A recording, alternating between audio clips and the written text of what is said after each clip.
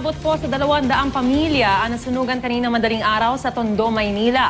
Isang residente ang napaulat na sugatan sa insidente. Mabilis na kumalat ang apoy sa lugar dahil sa mga dikit-dikit na bahay. Para sa detalye, may ulat on the spot si Rida Reyes. Rida? Yes, Maris at June, dahil umano sa napabayaang kandila, natupok ng apoy ang humigit kumulang 100 kabahayan dito sa Barangay 55 sa Tondo sa Maynila.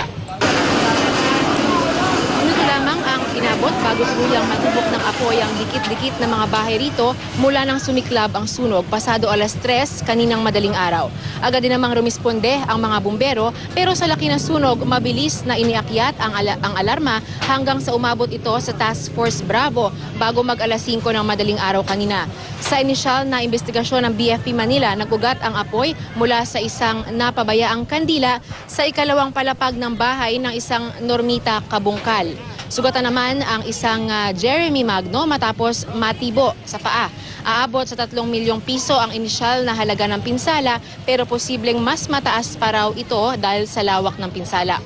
Mahigit 3 oras ding nanatili sa Task Force Bravo ang sunog pero idineklara itong under control bandang 8:28 na umaga at tuluyang idineklarang fire out ngayong 9:22 ng umaga. Napakakipot po ng daanan.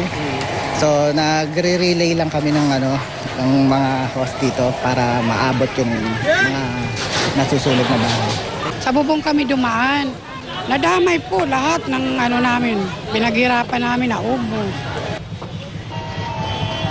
June, agad din namang rumisponde ang DSWD Manila para tugunan ang mga pangangailangan ng mga nasunugang residente. At sa mga oras na ito ay pansamantala muna silang nanunuluyan sa kalapit na covered court at dito sa kalapit na Jose Rizal Elementary School. At yan muna ang pinaka-latest mula rito sa Tondo sa Maynila. June. Maraming salamat, Rida Reyes.